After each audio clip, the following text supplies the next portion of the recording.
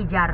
Mobil pijar tuh apa sih? Jadi di sini itu bercerita tentang true story langsung dari narasumbernya. Dan di episode pertama ini ada seorang bapak-bapak penipu online. Dia bisa menipu sampai 35 juta untuk satu orang. Wow, mau tahu cerita lengkapnya? Kita langsung ke narasumbernya. Halo Pak. Halo Mbak. Pak, bisa kenalkan siapa nama Bapak? Nama saya Reza, bisa dipanggil Reza juga kan. Saya di sini sebelumnya saya mau bercerita tentang kisah saya ini, jangan sampai orang ada yang kena lagi korban-korban yang lainnya. Saya berbagi cerita ini, saya memberanikan diri untuk bicara jujur sekalian menghapus dosa-dosa saya, pengakuan dosa-dosa saya. Begitu Mbak. Dulu saya sering kali di dunia Facebook itu tuh, sering saya tuh selama 7 tahun itu pernah saya pertama kali tuh 35 juta saya dapat dari satu orang itu. Wow. Iya Mbak. Ngapain Pak? Ya itulah Mbak. Ya saya pura-pura jadi perempuan gitu. Oh, oke. Saya pura-pura jadi perempuan, ya kan. Tapi di situ saya tidak pernah meminta Mbak. Cuma kan orang kalau semakin gak minta semakin penasaran sama kita. Gitu metode saya gitu, jadi Mbak. Facebook Bapak itu sebagai perempuan, diri Bapak. Betul sebagai perempuan Mbak. Terus gitu. Jadi dulu metode saya itu tuh, saya bikin akun, saya bikin akun Facebook dulu, saya lihat fotonya yang banyak mana nih. Misalkan ada 2000 foto, itu saya ambil 500 saya copy, sisanya 1500 lagi tuh nanti saya update setiap harinya, biar orang tuh nggak curiga kalau itu ternyata itu Facebook asli, padahal itu Facebook fake Mbak. Itulah Mbak. Bapak dapat fotonya dari mana? Itu kan banyak Mbak, di Facebook juga banyak yang banyak masang foto, kan banyak perempuan gitu. Makanya saranin kalau untuk main Facebook, perempuan jangan banyak-banyak masang foto, takutnya dibawa penipuan seperti ini gitu. Oke. Gitu, jadi Mbak. Metodenya tuh gimana Pak? Misalnya nih, saya nih mau add friends ke Bapak gitu.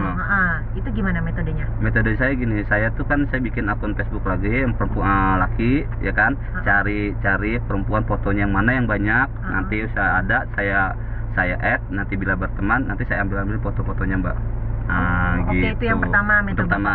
Nah, nanti metode kedua itu saya langsung masuk ke biro jodoh Mbak. Nah, nanti masuk biro jodoh, biasalah update status beginilah, mau cari jodoh lah. Otomatis kan banyak tuh nanti dari mereka tuh yang pasti posting ke kita kan, inbox ke kita, hai ya kan. Gitu Mbak, karena mereka ingin berjodoh kan. Oke. Dengan kayak begitu tetap saya ladenin, dia bicara apa ya saya ladenin. Saya pokoknya dia inbox apa saya ladenin. Tapi saya nggak pernah meminta Mbak. Saya hanya memancing tulis status aja.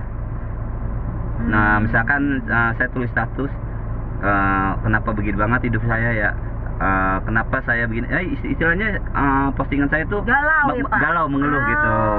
Oke. Mancing ya Pak ya? Mancing Mbak. Mancing guys. Oke. Saya nggak mau dulu, saya pancing sampai benar-benar dia terjerat ya Pak? Terjerat benar-benar. Saya bilang kayak begitu, kenapa saya nggak mau langsung saya terima, karena mereka takut curiga juga. Tapi banyak itu Pak yang terjerat. Saya hampir 7 tahun Mbak. Tapi ada nggak teman online yang minta live chat atau misalnya WA, apa sih itu kayak gitu. Lah gitu. Gini Mbak, yang kelihatan mukanya secara live gitu. Gini Mbak, kenapa saya bilang saya ada triknya Mbak. Saya ada triknya. Kenapa saya bilang orang bisa ngirim saya tanpa dia curiga dengan saya.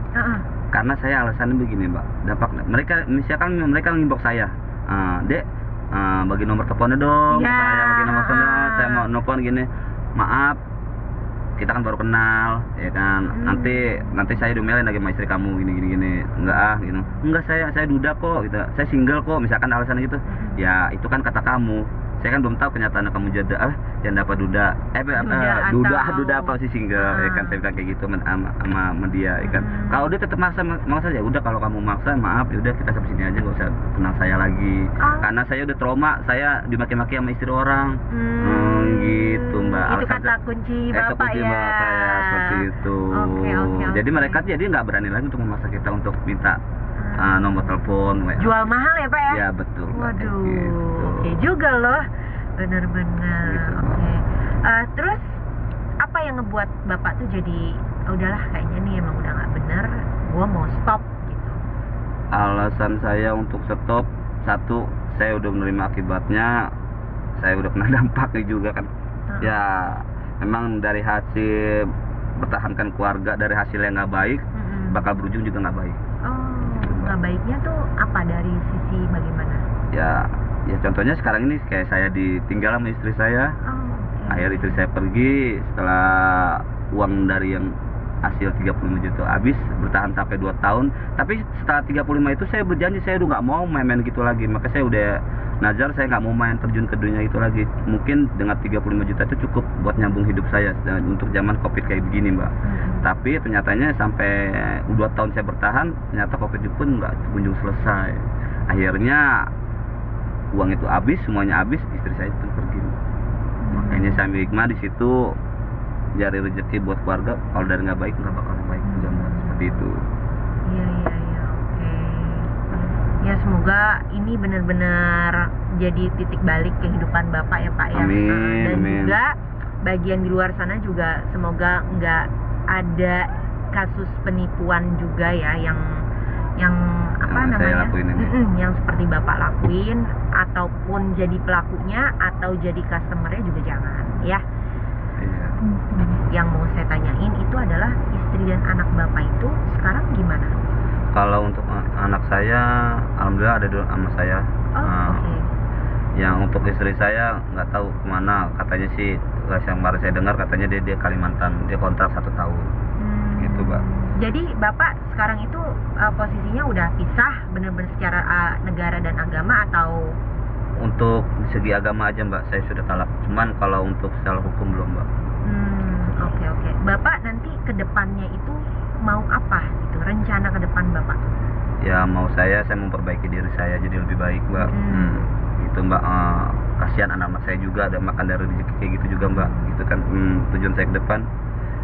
Dengan ada yang saya datang ke sini sebagai penghapus dosa saya juga, pengakuan dosa saya atas kesalahan saya di masa lalu, biar Allah bukain pintu rezeki saya lagi Mbak dengan saya datang ke sini gitu. Tapi secara pekerjaan sekarang Bapak kerjain apa dong? Untuk sekarang belum ada Mbak. Mungkin pintu rezeki saya masih ditutup karena kesalahan saya dulu kali masa lalu gitu Mbak. Oke. Tapi Bapak sebelum Bapak melakukan hal ini, Bapak backgroundnya apa? Saya backgroundnya marketing dekorasi Mbak, pameran. Oke. Jadi mungkin bagi yang lagi nonton gitu, Bapak punya skill marketing dekorasi ya bisa ya hubungin gitu ya. Komen aja di bawah. Ya kan ya Pak ya. Jadi sama-sama saling membantu gitu. Boleh Mbak. Oke, Bapak bisa dong kasih pesan untuk yang lagi nonton gitu. Ya, Mbak bisa. Bagi teman-teman semuanya yang lagi nonton di sini, ini ambil pelajaran dari saya, jangan sampai terjadi lagi ke yang lain. Cari uang tuh yang halal-halal aja. Sekarang gini, kita kepala rumah tangga, kita cari uang, kita bela-belain demi keluarga dengan cara tahap enggak halal, itu ujungnya nggak bakal bagus, tetap aja akhirnya berantakan.